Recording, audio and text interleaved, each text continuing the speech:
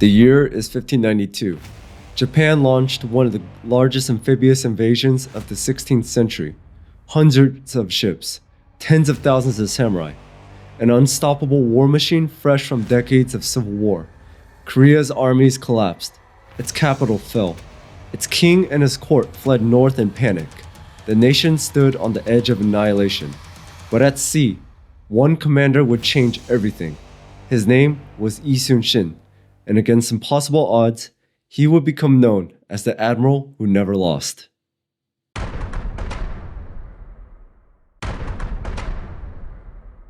Hey, how's it going, guys? So my name is Will. If you're new to the channel, welcome. This is something new that I'm doing on the channel because if you guys have been with me for a while, you guys would know the main content of this channel are gameplay videos, reaction review videos, and just live streaming and having fun with a lot of my friends and subscribers. So this is a new direction I am taking on the channel, and it is something I just want to learn and also teach to others who don't know. Again, I'm not a professional or a history expert. This took some time to research and also to put together. And I'm not really good at public speaking because that is something I'm still working on as well. So there will be moments I'll be looking at the screen because I wrote a script so that way this could go as smoothly as possible.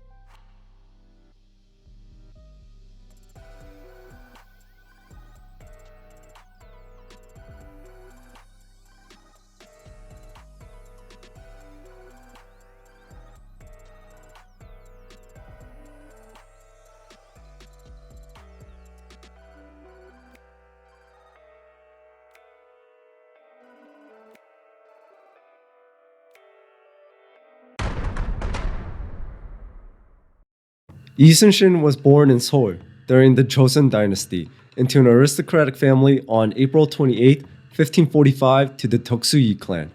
He wasn't born into a great amount of power. His family had noble status, but political misfortune damaged their influence. His father was actually imprisoned during one of the political purges, and from a very young age, Shin learned a very dangerous truth.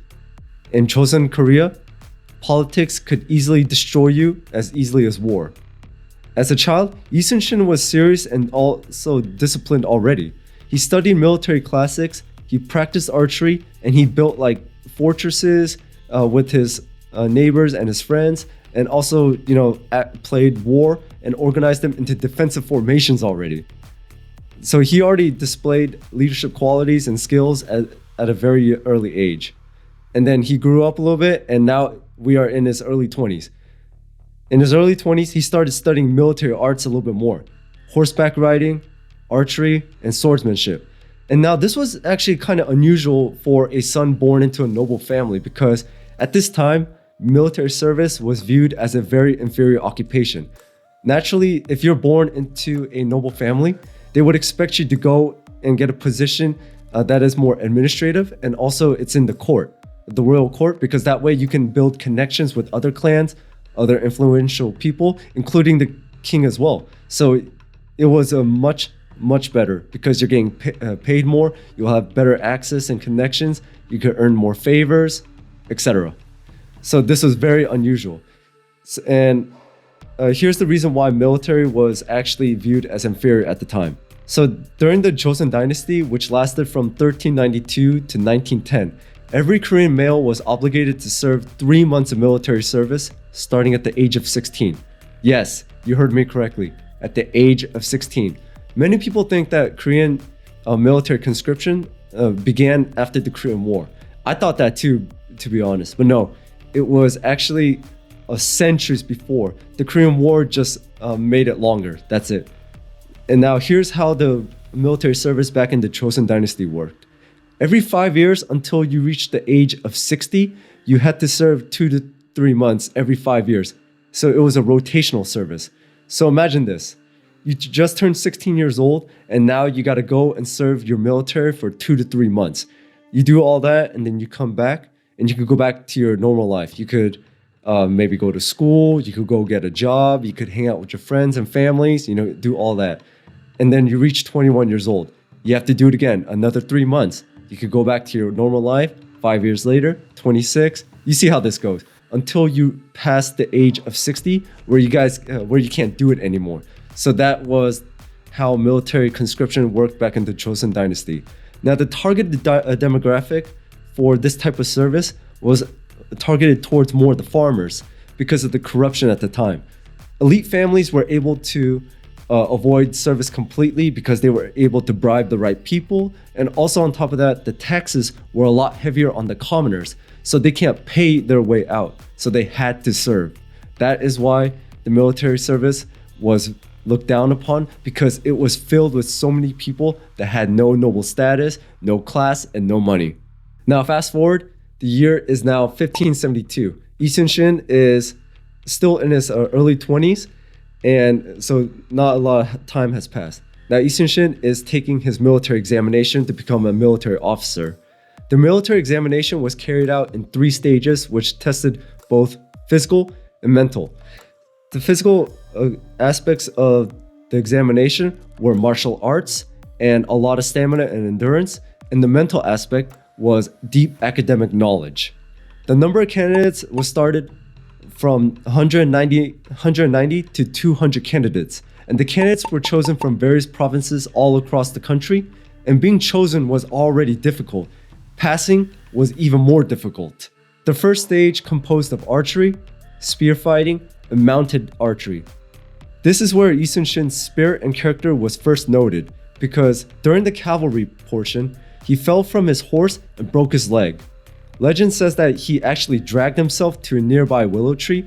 He took off the branches from the willow tree, made a splint and wrapped it around his leg, dragged himself back onto his horse, climbed back on, and completed the cavalry stage. But ultimately, he failed the exam. Fast forward again, a few more years. The year is now 1576. Lee Shin is now in his late 20s, and he took the military service examination again. Now, I didn't mention this because, like I said, we just stopped after I said that he failed. So I'm just going to explain a little bit more about the military examination. Stage 2. Now, there's a lot less candidates. But the candidates that did make it are supposed to memorize 7 military classics, which included Sun Tzu's Art of War and a classic Chinese work on military strategy. And the examinations often included tests on Confucian texts and the ability to write essays on military strategy. So stage 2 was basically a mental challenge. They just tested them on their academics. The third and final stage was composed of archery and mounted cavalry, just like the first stage. But you guys are wondering, so what's the difference between the first stage and the third stage? Simple. The king and high court officials are present and they oversee the final stage. So basically, if you got like performance issues because someone is watching, well, you better figure it out this time. So after the third stage, Lee Shin, he passed. He passed the examination the second time on his second try. And this is what a military pass certification looks like. And please don't ask me to translate it, guys, because even I don't know what it means. After the military examination, Lee Shin is now an officer. Now let's take a look at where his career begins. So we're going to be covering his military career from the year 1576 to 1592, which is combined with many successes and also political corruption and backlashes. So his first post was actually a remote outpost in Hamgyong province along the northern frontier, and he was responsible for protecting the civilians and border settlements from frequent raids by the Jurchen tribesmen from Manchuria. Although he is famously known as an admiral, he actually spent the first 5 years in his military career in the infantry and cavalry. Also, side note, he was the oldest junior officer. I almost said junior marine. He was the oldest junior officer. At the time, he was 32 years old. Also, just as another side note, he demonstrated traits that actually set him apart from other officers. He personally inspected supplies. He ensured soldiers were fed before the officers. He trained relentlessly even during peacetime. And most of all, he refused bribes. Now, this is a dangerous stance at the time because, like I said, there's corruption everywhere. So there's bribes everywhere. There's people asking for favors. So this having this kind of mentality and being incorruptible made him a target. But however, this kind of incorruptible personality and integrity actually earned him the loyalty from the soldiers he was commanding. But however, his superiors and his fellow officers resented him greatly. He served in the northern frontier until 1579, after which he was promoted to a post at the military training center in Seoul. So he became an instructor. In 1580, he had his first brief involvement with the Navy, and then he was appointed commander.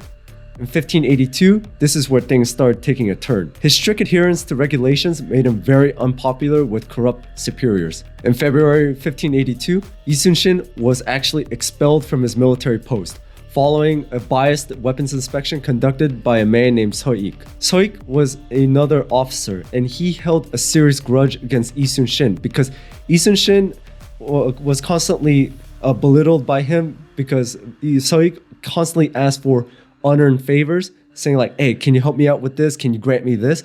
But Shin, because he is very strict to regulations and incorruptible, he kept on pushing back. He refused bribes and he kept on turning down those unearned favors.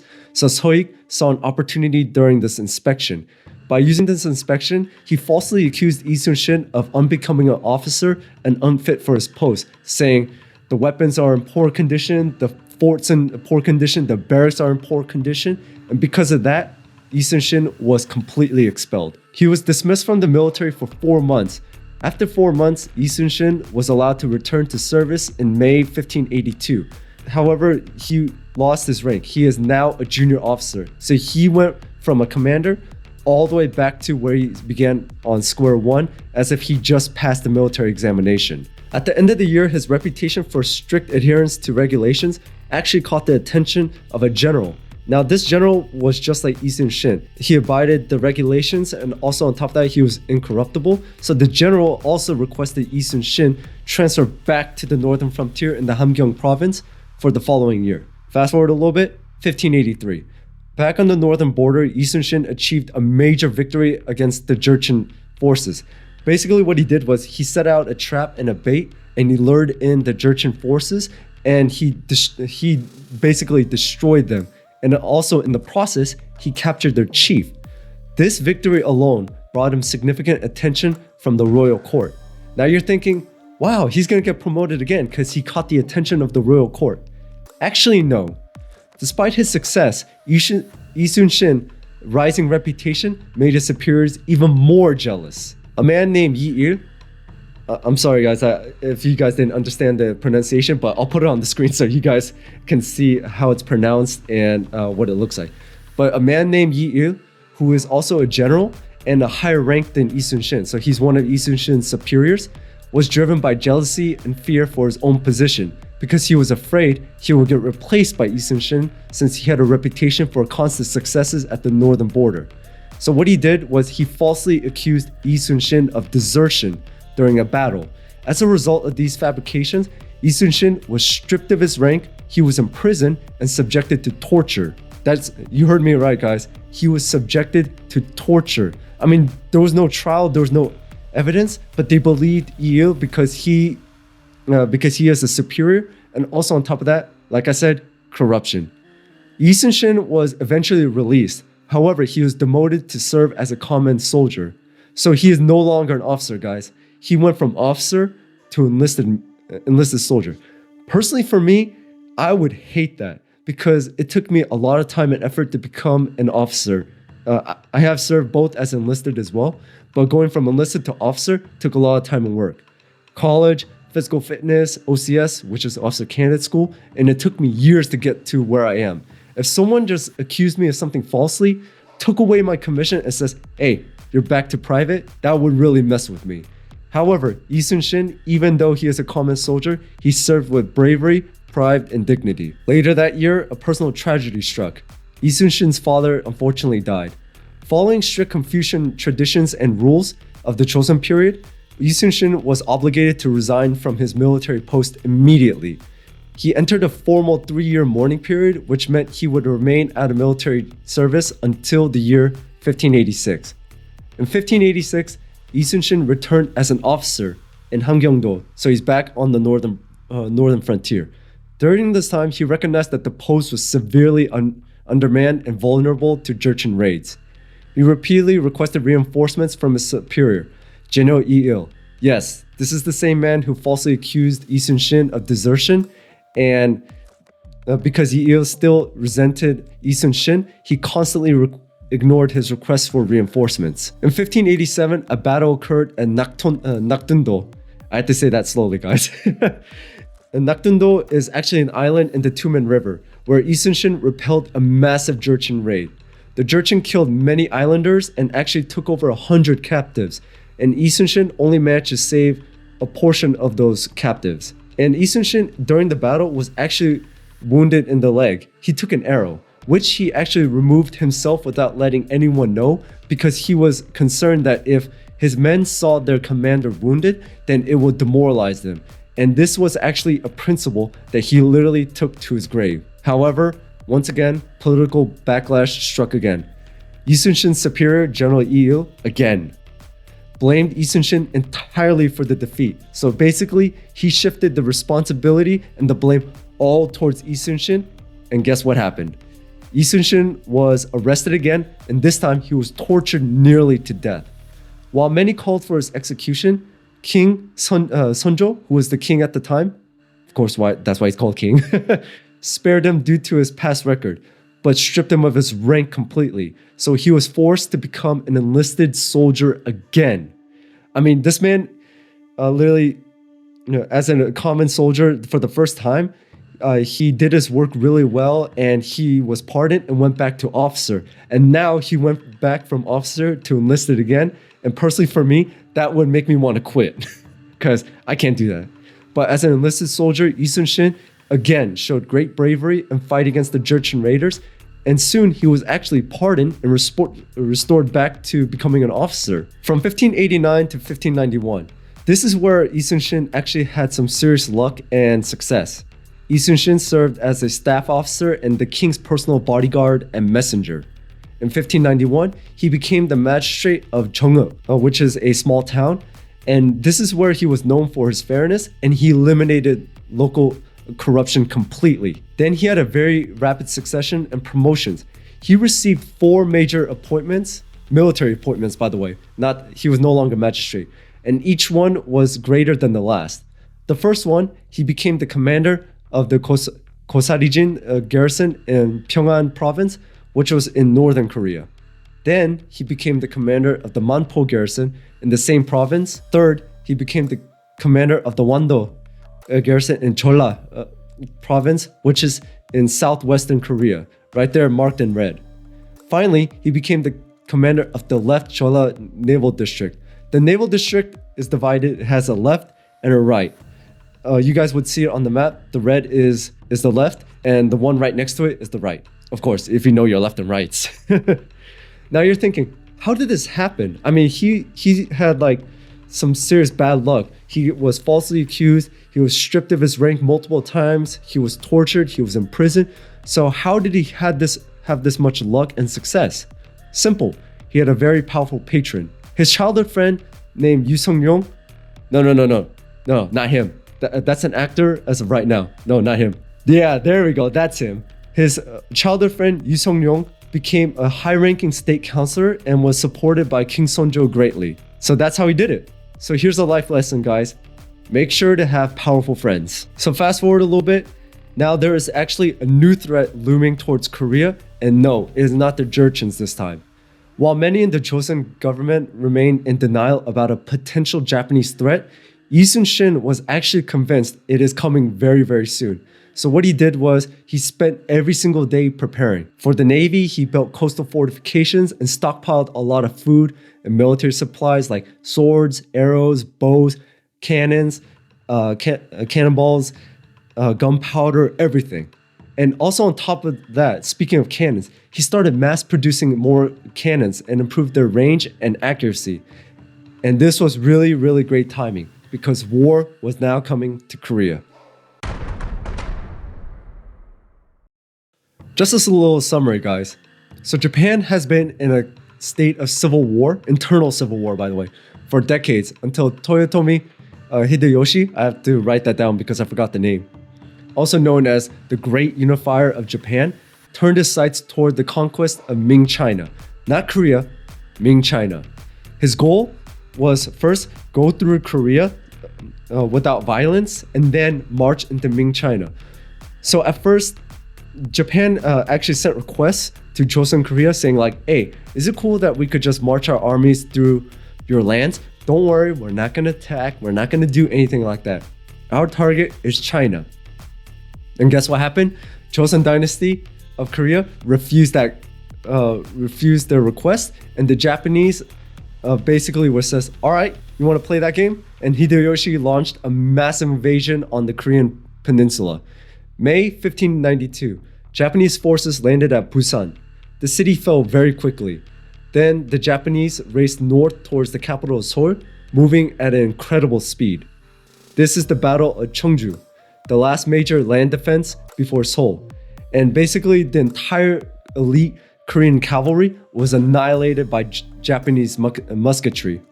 Man, I had a hard time saying that word. The Japanese actually held a massive advantage on land because of their widespread use of matchlock muskets called arquebuses, which they had mastered during their own civil wars. So just a little context about the arquebuses, guys. So now I'm going to break down a weapon. So hope you guys like weapons. The arquebuses can actually easily defeat armor. Unlike the longbows, which required years of training because they required skills to aim and also fire, a soldier could be trained to use an arquebus in just a matter of weeks. This allowed for rapid expansion of the armed forces. However, let's get into the limitations of this weapon. The arquebus had a slow rate of fire. A well-trained soldier could fire roughly maybe 4 shots a minute, but however, they were completely vulnerable during the reloading. The mechanisms were very sensitive to the elements as rain, wind, and humidity, which could render them useless, so they avoided going near the water and using them during the rain, of course. Beyond 100 to 200 meters, accuracy was very low, and they were often less effective than skilled archers. And after they fired their round, there's a thick smoke produced by the black powder, which made it very difficult for shooters to see their targets after the initial volley. For the logistical side, maintaining a steady supply of gunpowder and specific caliber of ammunition was very complex and expensive. However, still, even with these limitations, the samurai armies were very battle-hardened and they're veterans from decades of civil war. So even without the muskets, they know how to use a bow and arrow and also how to wield the katana very, very well. Instead of fighting each other, now they were fighting together.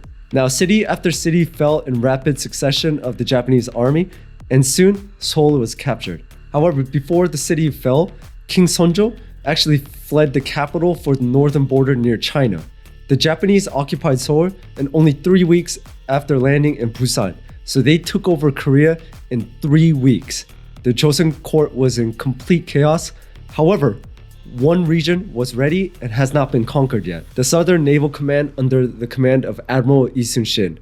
Unlike others, Shin had prepared for the invasion. And like I said, everyone kept on saying, nah, the Japanese won't do that. But Admiral Shin said, no, they are coming. We need to prepare. So for years, he had reinforced coastal defenses, repaired and constructed warships. He stockpiled a lot of weapons and grain, intensively trained and drilled his crews in gunnery, and also famously, he revived and created a very unique vessel. The turtle ship, also pronounced in Korean Kobuksun, shortly after his appointment as the commander of the Chola Left Navy, Shin actually discovered 15th century plans for an armored ship and with a local shipbuilder constructed the first modernized turtle ship. The timing was incredibly precise. The first ship, believe it or not, was completed. Its cannons were installed and successfully tested on May 22nd, 1592. Literally, 1 day before the Japanese invaded Busan. Man, talk about some serious timing, right? Now, contrary to legend, it was not entirely ironclad, but it had, for one, a covered deck above to prevent boarding. The Japanese naval strategy at the time relied almost on boarding and hand-to-hand combat, so kind of like pirates' tactics. Their ships were designed to pull alongside the enemy, so they throw the hooks over, and then the samurai were sent over to fight and board the ship and just kill the enemy and take over the ship. The turtle ship's covered, spiked roof made boarding physically impossible, so they didn't have to worry about that. Cannon ports were are on all sides. So basically the ship can fire in every direction. So the ship didn't really have to like turn and cast a broadside just like you see in like movies like Pirates of the Caribbean. It could literally shoot on every single side. Also, it had a reinforced bow for ramming, and they had a dragon head. I mean, you guys would notice that is like one of the main features of the ship. A dragon head that can fire a cannon, or it can emit smoke to obscure vision. And also on top of that, it had a U-shaped hull instead of a square rectangular one. The U-shaped hull, because of that, it can also be used for maneuverability. So the turtle ship can literally turn almost on a dime, which was essential for maneuvering in Korea because since they're along the coast, they had to avoid a lot of rocky straits along the coast. That's why. Now, this is something I just want to compare with the Japanese and the Koreans. So we're just going to be talking about some key contrasts for land and for sea. So for the Japanese on land, one of the features, land warfare, the Japanese had the advantage. Like I said, because since they were fighting against each other, samurai, there was not many naval battles. So they literally perfected their ability to fight on land for many, many decades. So when it comes to land, the Japanese has the advantage. However, on sea, the Koreans have the advantage because since they were constantly raided by Jurchen tribes and pirates and raiders, they had to focus more on artillery like cannons and naval warfare. So that's why they perfected naval warfare more. Now for the primary weapons used by the Japanese were matchlocks, arquebuses. That was their main weapon alongside the katana. And as for the Koreans, they relied more on heavy cannons and the bow and arrow. For strategy, the Japanese preferred rapid movement and melee combat because, like I said, they literally took the country in like 3 weeks. And at sea, the Koreans preferred long-range bombardment and tactical positioning. So basically, it was simple for the Koreans. Just keep them at a distance and shoot them at a distance. Don't let them come close and don't let them board us. That was basically their strategy for fighting. Now we're going to be getting into some of the battles. Let's start off with the Battle of Okpo in 1592. While the Japanese land forces were blitzing through the peninsula towards Seoul, Shin led his fleet out of his home base in Yosu to find the enemy. He combined his forces with those of Admiral Wongyun, forming a fleet of roughly around 24 Panoksun, which are the main battleships, and here's an image of them, and several smaller support craft. The Korean fleet discovered approximately 50 Japanese transport ships anchored at Okpo Harbor. The Japanese were busy looting and burning the town, so they were completely unaware of the Korean naval force that was approaching them. Shin ordered his ships to surround the harbor entrance like a blockade, and by the time the Japanese spotted the Korean fleet, they started scrambling to their ships. They just dropped everything and started going to their ships. However, they were already trapped in the harbor. And like I said earlier about how the Koreans like to just keep at range and bombard them with the cannons, that's exactly what happened here. Shin ordered his ships to open fire with all their cannons, and the Japanese ships, because they're transport ships and they're a lot lighter and they lack heavy artillery, because the only thing they have are muskets, they were unable to retaliate effectively. As a result, the Korean fleet destroyed 26 Japanese ships in a matter of hours. Most of the Japanese sailors and soldiers either perished in the fire or they fled into the nearby hills. This was Korea's first major victory in the war. And believe it or not a single Korean lost. No ships were lost. And the only thing that happened was one minor injury among the crew. That's pretty much it. And this established the legend of Shin's tactical precision and perfection. And because of this, morale also soared for the Koreans. And this was a crucial psychological turning point, proving that the Japanese can be defeated. About a month later, the Battle of Sachon occurred, and this was one of the most famous naval clashes in history. Why? We'll get to that. Following his success as Okpo, Admiral Shin received intelligence that Japanese forces have established a base in Sachon. Now, here's the problem. The Japanese fleet was anchored under the protection of high cliffs. And because of that, they had a natural protection against cannon fire. And also on top of that, because of the high cliffs, the soldiers had set up command posts on top of the cliffs to fire down upon any approaching ships. Now, Panoksuns, the Korean ships, they had no overhead cover. So if the Japanese just rained down musket fire upon the ships, then the crew will be annihilated. So basically, the Japanese said this. I have the high ground!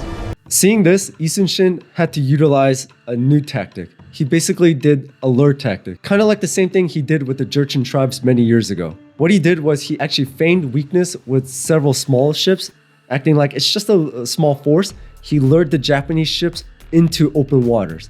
The Japanese took the bait.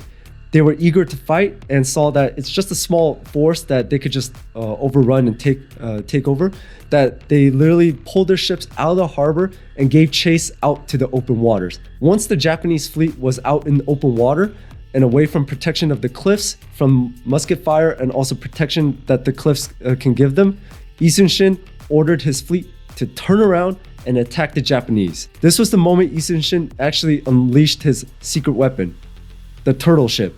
So this is where the turtle ship made its debut. The turtle ship charged directly into the center of the Japanese formation. The Japanese soldiers attempted to board the vessel, but the iron-spiked roof made it impossible. I mean, really guys?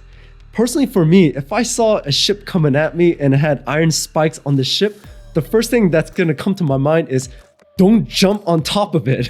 The turtle ship fired its cannons from all sides, including the dragonhead at the bow, which breathed smoke and fire.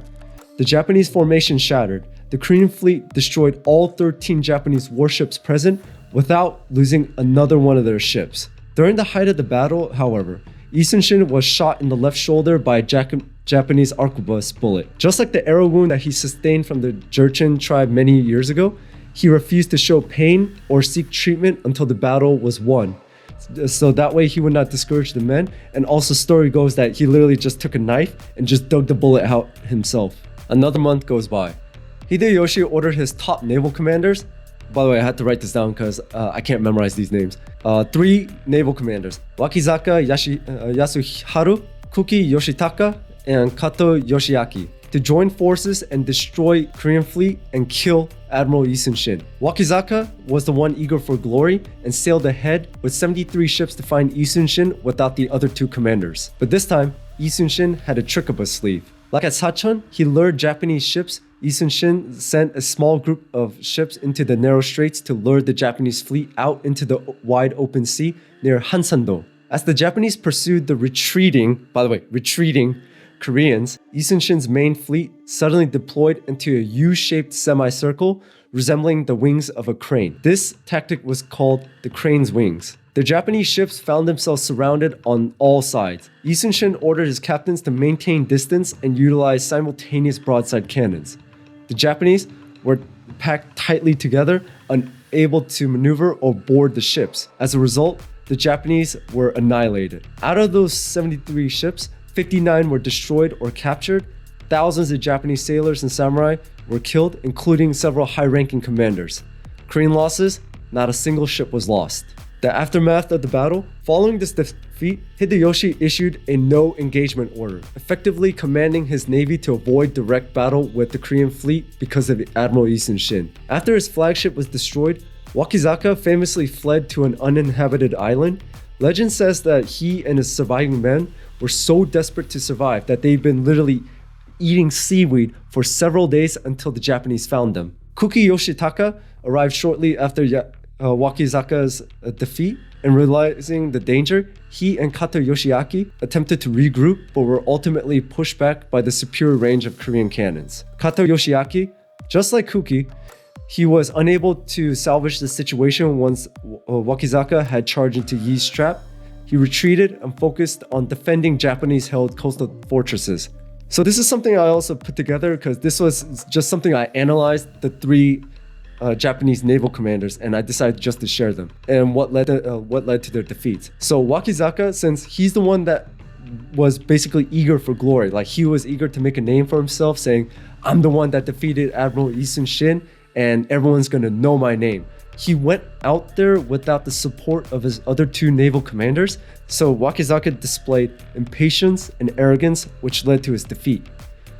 Kuki, on the other hand, it seemed that he underestimated the Koreans, so that's why even he arrived shortly after Wakizaka's defeat. It was then he realized the danger of fighting against the Koreans, and that's why he was pushed back by the superior range of the Korean cannons. Kato Yoshiaki, on the other hand, he tried to salvage the situation, but he charged into Lee Sun-shin's trap. So basically, he focused on himself instead of his allies or coordinating or anything like that. So he failed to coordinate, and because of that, he was defeated. And also, if you guys want more visual aid, the movie called Hansan, The Rising Dragon, depicts this entire battle. So if you guys want a really good movie that literally shows this entire battle, it would be this movie. And I highly recommend you guys go check it out because I saw the movie several times and it is amazing. You'll see the turtle ship in action. You'll see the characters that I mentioned just now in the movie as well. You'll see Admiral Lee Sun-shin. You'll see the crane wings formation, everything like that. I won't spoil anything more, but I highly recommend you guys check out that movie. Admiral Lee Sun-shin is now a national hero.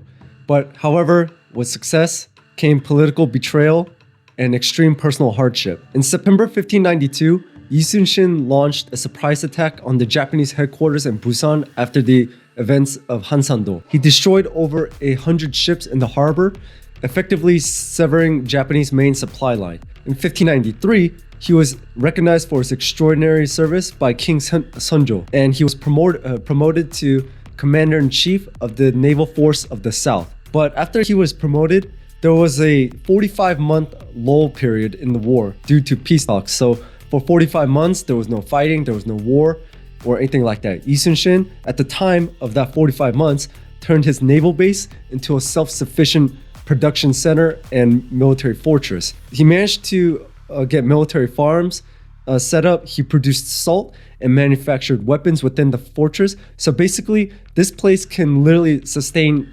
soldiers and also the people within the entire fortress without any government aid. Now, in 1597, this is where it took a dark turn for Lee Sun-shin. There was a lot of political betrayal here. In early 1597, a Japanese double agent to be exact, named Yoshida, fed false intelligence to the Korean court, claiming a Japanese general would be at a certain location at a specific time. Lee Sun-shin actually saw through this.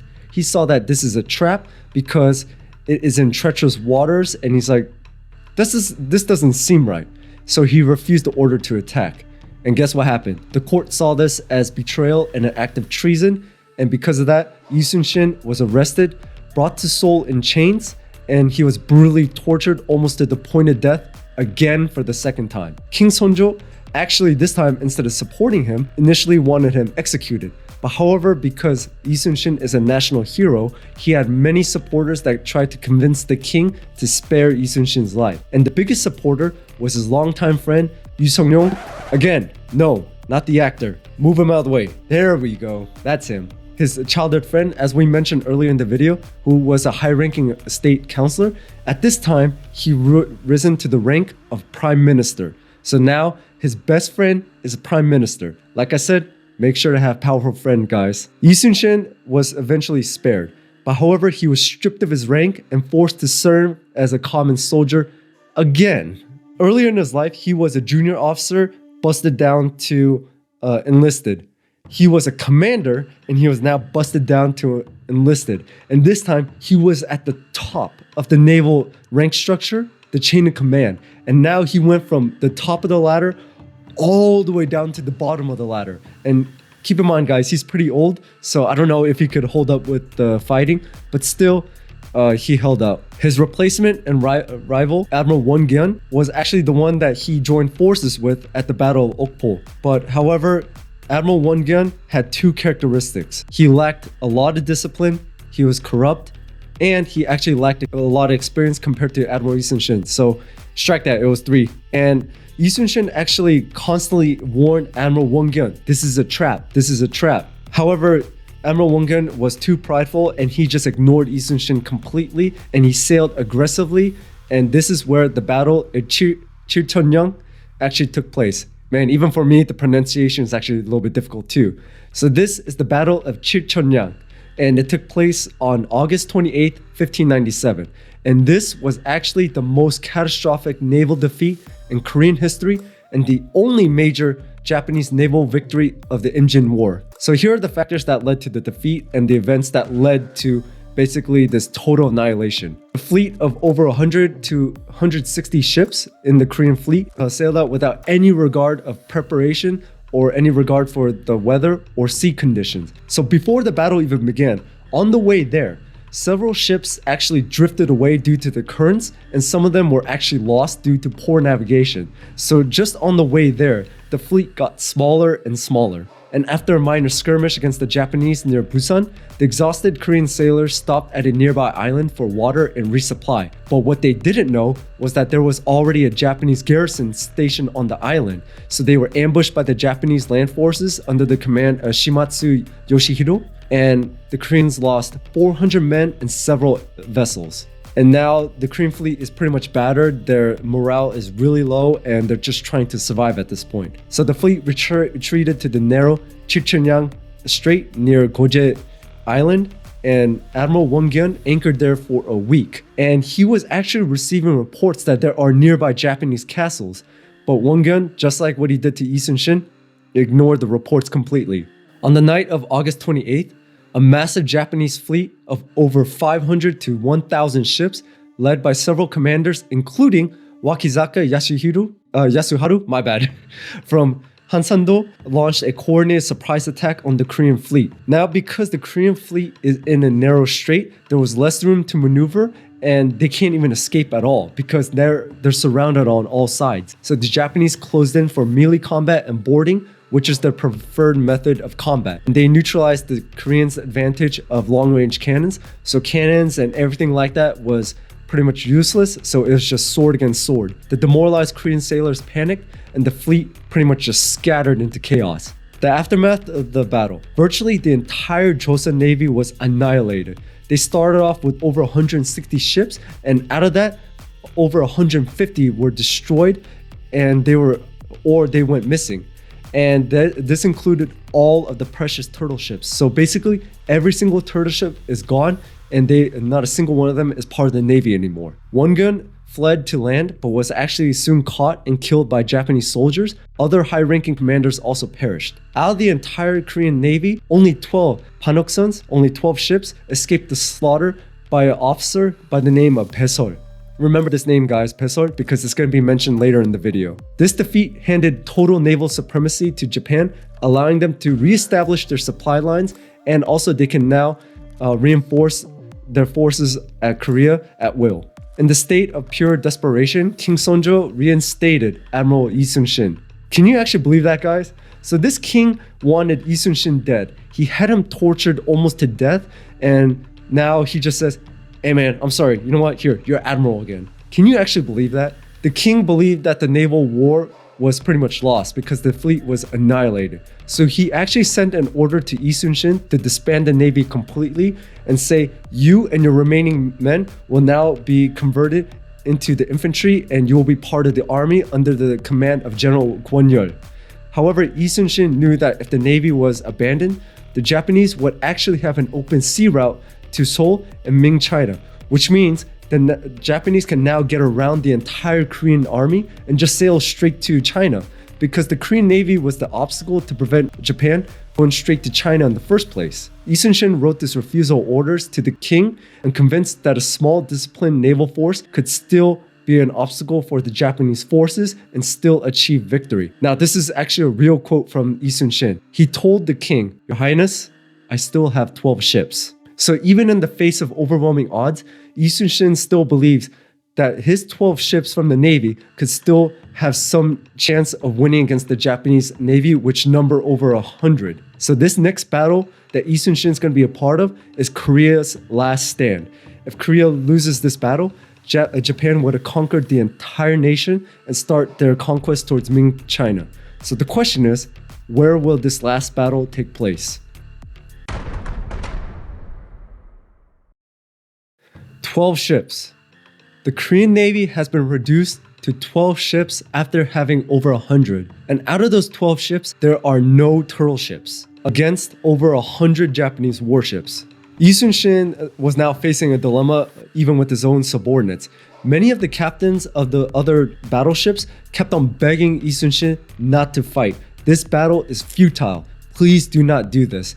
Even many of the crew members were caught deserting, and those who actually stayed were so paralyzed with fear from the earlier battle at Chicheonyang that they didn't believe that there was any chance of winning. And also, like I mentioned, the high-ranking officer, Pesor, the one who saved the 12 ships by fleeing, he was actually caught deserting the Korean Navy, and he was caught and he was executed. After a lot of studying and after a lot of observation, Lee Sun-shin has finally chosen where to commit the fate of Korea. It was at the Myeongnyang Strait, locally known as Udomok. I had to rehearse saying that word, guys, because even for me, it was a little bit difficult.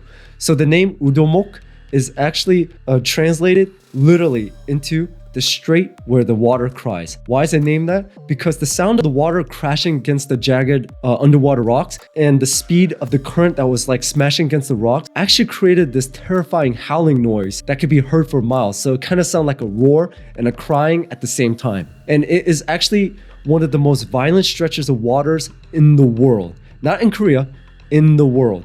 And the current can reach speeds of 10 to 12 knots. So that's roughly around 20 to 22 kilometers an hour. And for context, guys, most naval ships of that era, not this era, at that time, struggled to move at 5 knots. So try doubling that speed. You have no chance at all to maneuver. The Japanese has called in a new admiral to face against Admiral Lee Sun-shin. His name was Kurushima Muchifusa. I had to rehearse saying that name, guys. And he was a specialized naval commander with a pirate background. And they believed he had a chance and he was the one that can kill Lee Sun-shin. At the eve of battle, Lee Sun-shin also said another famous quote to his subordinates: "Those who seek death shall live, those who seek life shall die." Now the battle begins. As soon as the Japanese fleet came in sight, Lee Sun-shin's entire fleet fled. They fled believing there is no hope, and they were also petrified and feared at the sight of over 100 Japanese warships coming into view. Only the flagship, Lee Sun-shin's ship, was positioned at the strait. So the fact about the tide is the Myeongnyang Strait reverses direction every 3 hours. That is actually the main reason why Lee Sun-shin actually chose this place. Not just because of the narrow strait, but because of the reversing direction part. At the start, the Japanese ships advanced and the tide was actually flowing inward. So it was actually carrying the Japanese fleet into the strait, and the Japanese believed they had the advantage. They had the wind and the water at their backs, so they had a false sense of momentum and a false sense of pride, saying, all right, we got the advantage here. The wind and the water's on our side. Lee Sun-shin positioned his flagship at the narrowest point of the strait. And because the water was so fast and it started getting more narrow and narrow as they get closer to Lee Sun-shin, the Japanese ships couldn't even maneuver. And believe it or not, when the ships started getting closer and closer to Lee Sun-shin, this is actually when the tide all of a sudden just suddenly reversed. Now the Japanese fleet was actually fighting against a 10-knot current, pushing them backwards and out of the strait. And because of that, the Japanese kept on trying to stay steady or stay in place and try to move forward. But because the current was so strong, they started being pushed into each other. They started colliding into each other. And now they were just piled up together like this. And because of that, Lee Sun-shin saw that as his opportunity. And that's when he had his cannons fire upon the ships. And because of this, the confusion spread, and one by one, Japanese ships were just being destroyed and sunk. Kurushima soon joined the battle, actually, but eventually he was killed. And there was actually some luck as well on Lee Sun-shin's side. There was another commander that was supporting Kurushima that day, and guess who it was? Wakizaka. Wakizaka was the other commander that was supposed to fight along Kurushima. But however, just for context again, guys, if you forgot, Wakizaka was the commander that Lee Sun-shin defeated at the Battle of Hansando. And because of that, Wakizaka was literally paralyzed with fear of going against Lee Sun-shin again. So actually, he did not commit any of his forces to fight in the battle. So basically, Kurushima was on his own. And also, the death of Kurushima was a psychological nail in the coffin. Kuroshima's body was recovered out of the water and he was beheaded. The head was hoisted onto the mast of the Korean flagship, and this worked in two different ways. One, at the sight of the commander's head displayed on the top of the enemy ship made the Japanese just break and flee in terror. And also on top of that, the Korean ships that fled, the other 11 that literally fled, they actually saw this. So just to clarify, guys, the 11 ships didn't flee all the way out of the area. They just moved back, but they were still able to witness the battle completely. And when they saw the Japanese commander's head at the top of the mast, they were inspired again and re-energized, and they joined the fight. Panic ripped through the Japanese fleet, and despite overwhelming numbers, the Japanese retreated. At the aftermath, Japanese had 31 warships destroyed, hundreds of others damaged, and thousands were dead. As for the Koreans, once again, not a single ship was lost. Only 2 sailors were killed, and 3 were wounded on Lee Sun-shin's flagship. This remains one of the most extraordinary naval battles and victories in history. And what makes it more stunning is the fact that Lee Sun-shin did not use a single turtle ship in this battle, because in the past battle, the turtle ship was literally the turning factor of why the Koreans were winning at sea, not just because of tactics, but because of the Korean turtle ship. But however, this time, even without the Korean turtle ship, this just shows that Lee Sun-shin was a brilliant tactician and also strategist. Oh, by the way, I just want to add this, guys. 2 things. 1, if you guys want a visual aid for this battle, there's a movie called Admiral, Roaring Currents. It shows the entire battle and also Lee Sun-shin saying those quotes. And I highly recommend it, guys. I own the movie and I'll watch it several times, even till this day, because it is amazing. The visual, the graphics, the battle, and everything, the sheer commitment of the people fighting in it, amazing. Highly recommend. 10 out of 10. And also what I want to mention, guys, is Lee Sun-shin, like I said, he was heavily criticized, and also because of his jealous superiors. They kept on saying, hey, Lee Sun-shin is winning because he has turtle ships on his side, because he has superior technology and superior ships. That's the only reason why he's winning, because we can do that if we were in his position. And like I mentioned earlier about Admiral Won-gyun, Admiral Won-gyun had the turtle ships and he had the entire fleet at his command. And what happened? He lost. So this goes to show to the superiors that Admiral Lee Sun-shin is the best admiral they have at their disposal so far.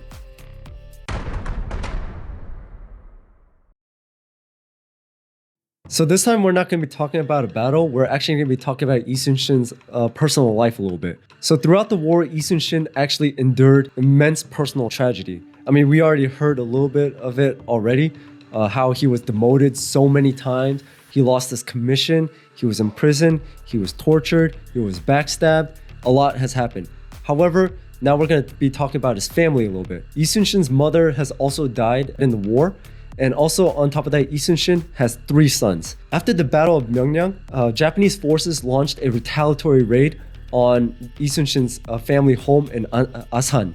And out of his 3 sons, Lee Sun-shin's youngest son named Lee-myeon, I'm sorry guys, I'm still trying to memorize these names. Lee-myeon, who is also a skilled archer and swordsman just like Lee Sun-shin, fought off the Japanese single-handedly to protect his mother. But unfortunately, even after killing several enemies, he was overwhelmed and he was killed. Lee Sun-shin's son was only 21 years old, but luckily the mother survived, so she was not killed by the Japanese. Lee Sun-shin's oldest son, Eo, was now fighting alongside his father in the naval battles. Lee Sun-shin's middle child, Eol, went on to become a scholar rather than a military personnel, and he actually worked to preserve his father's legacy and supported the family through post-war recovery. So those were Lee Sun-shin's sons. And Lee Sun-shin personally, he suffered illness and near breakdown from stress and the effects of past torture, because now he's at an age where the pain just like starts coming back. And also in his diaries, he wrote a lot of loneliness and despair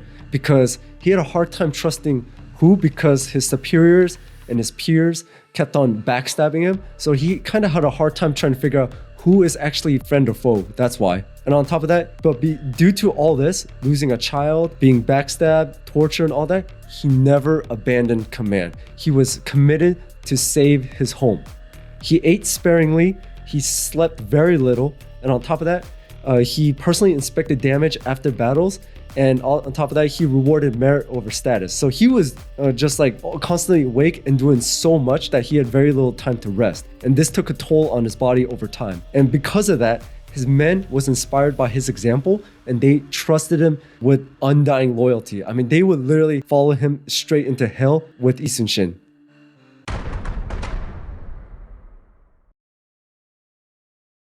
It is now the year 1598. Toyotomi Hideyoshi has died. And this was a huge factor for the Japanese because he was the whole reason why they're attacking Korea in the first place. He was the drive behind the Japanese. But now after his death, a council of 5 regions organized a withdrawal from Korea because now the war is more of a political and financial burden because without Hideyoshi's obsession driving behind the Japanese to keep on conquering Korea, they no longer saw a reason. So now the Japanese were scrambling to evacuate Korea and leave. However, the problem was now they found themselves blockaded by not just the Korean Navy, but the Ming Chinese Navy as well. So now the Chinese has joined the fight, is now fighting alongside the Koreans. To escape, the Japanese commanders actually attempted to bribe Allied leaders. So the Japanese commander by the name of Konishi Yukinaga, who was also trapped at Suncheon, sent bribes that included gold, silver, and high-quality Japanese swords to the Ming admiral by the name of Chen Lin. As a result, at first Chen Lin did not actually accept the bribe. He considered it an insult. However, he was actually known somewhat corruptible. So as time went on, constant tries over and over again by the Japanese, he actually did accept the bribe and allowed one single Japanese ship to pass through the blockade. And this ship was a messenger, and he was sent to call for a massive rescue fleet from other Japanese forces. Now, the Japanese tried to bribe Admiral Yi Sun-shin as well. And guess how that ended? Because they knew that Admiral Yi Sun-shin is actually the primary obstacle to their escape. Admiral Yi Sun-shin, without hesitation, rejected every single bribe. He was furious actually at the Chinese Admiral Chen Lin for even accepting a bribe at all and allowing a Japanese ship to escape. Yi Sun-shin argued that the Japanese has caused too much suffering to be allowed to leave peacefully. I mean, think about it, guys. The Japanese came in, slaughtered so many Korean people, destroyed their home, killed Yi Sun-shin's youngest son, and now they're saying, hey man, we're really sorry. Can you please let us leave? Let the past be the past. I mean, personally for me, no, I would show no mercy and no forgiveness. So he told, and when I say he, Yi Sun-shin told the Chinese admiral, that if the Ming fleet would not fight alongside the Chosen in this upcoming battle, then he would attack the Japanese alone and consider the joint operation and joint fleet completely disbanded. Eventually, it was Yi Sun-shin's conviction and commitment that shamed Chen Lin, and Chen Lin eventually joined the upcoming final battle. And this is the Battle of Noryang. Now, because the Chinese admiral actually allowed that one single messenger ship to pass because of the bribe, a massive Japanese force actually arrived. The Japanese fleet ranged up to 500 ships, and they arrived to help Konishi, another Japanese commander, and by the name of Shimatsu Yoshihiro, my mistake. So as the Japanese forces were actually withdrawing from Korea, Yi Sun-shin and the Chinese intercepted them at Noryang Strait. Now, the Korean and the Chinese forces combined ranged up to 150 ships, 85 Korean ships, 65 Chinese ships. Basically, what they were trying to do was they were trying to block the Japanese relief force of 500 ships. And actually, it worked because at nighttime, the ships launched a massive artillery bombardment on the Japanese. And by the time the sun came up, if you look down the strait, it was choked with burning ships and so much smoke that you can't even see the sky. Because the relief force was now destroyed, the Japanese became more and more desperate. However, Yi Sun-shin was basically relentless. He kept on open firing and he was destroying the ship. Like I said, no mercy, no forgiveness for what the Japanese did to his country. And because of this, Yi Sun-shin actually started beating the commander's drum on the flagship personally. So just for context, guys, the commander's drum on the flagship, the purpose of it is to signal the other ships that can hear the drum to keep on attacking and pressing the attack. Kind of like, the drums of war. So he kept on beating the drum over and over again, continuing the aggression of the attack. But then suddenly, there was a sudden moment of silence that the drum actually stopped beating. And this is what happened. Yi Sun-shin was actually struck by a stray bullet from a Japanese arquebus, and it struck Admiral Yi Sun-shin right here in the left armpit. The wound was deep and actually fatal, and this was witnessed by only 3 people: Yi Sun-shin's son, his nephew, and a trusted adjutant. No one else saw this.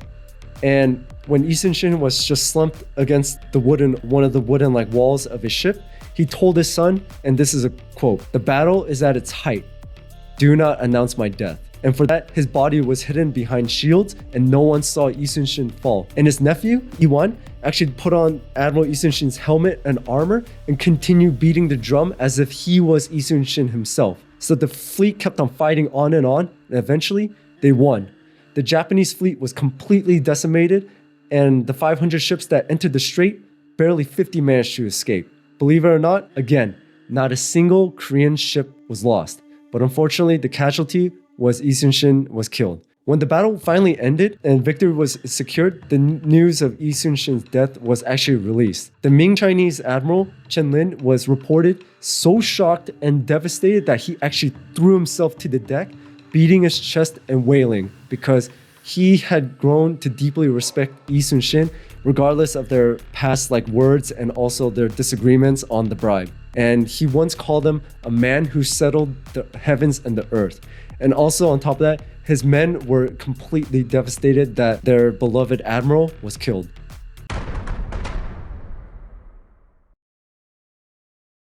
The admiral's body was actually put into a coffin and was transported by land back to his hometown of Asan. As the procession moved throughout the countryside, thousands of citizens, soldiers, reportedly lined along the roads, and they were wailing in grief for the man who actually saved them. So as for the record, Lee Sun-shin fought a total of 23 naval battles, and he did not lose a single one of them. He was undefeated. If you look at his past, he was betrayed by his own government, stripped of his rank, demoted, tortured, imprisoned.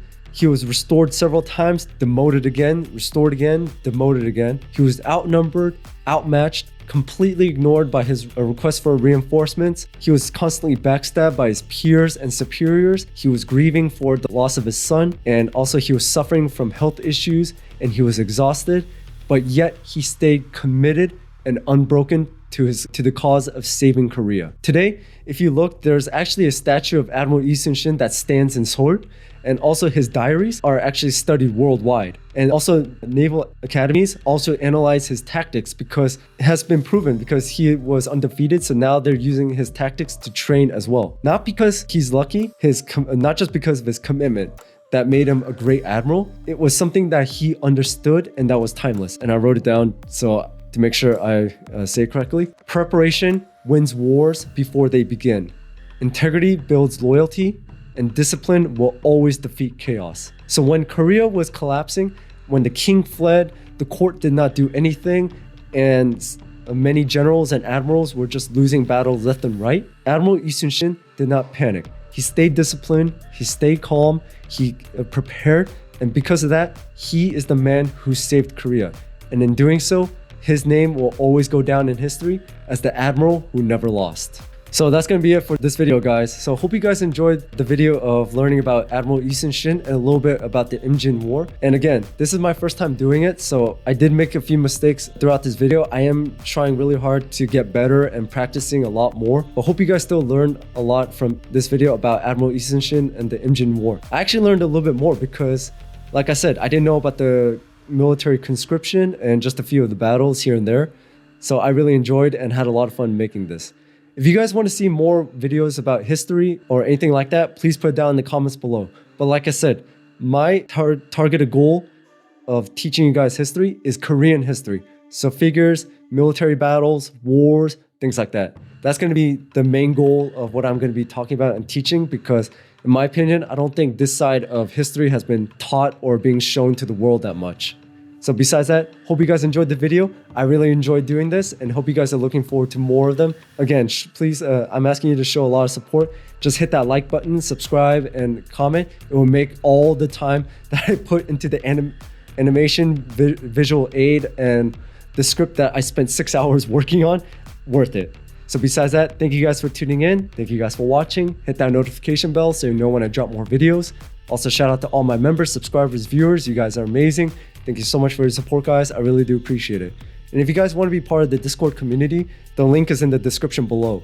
Over there, we just chat. We talk about video games, movie, TV shows, and also you can reach out to me personally for recommendations on games, videos, and also maybe topics about history.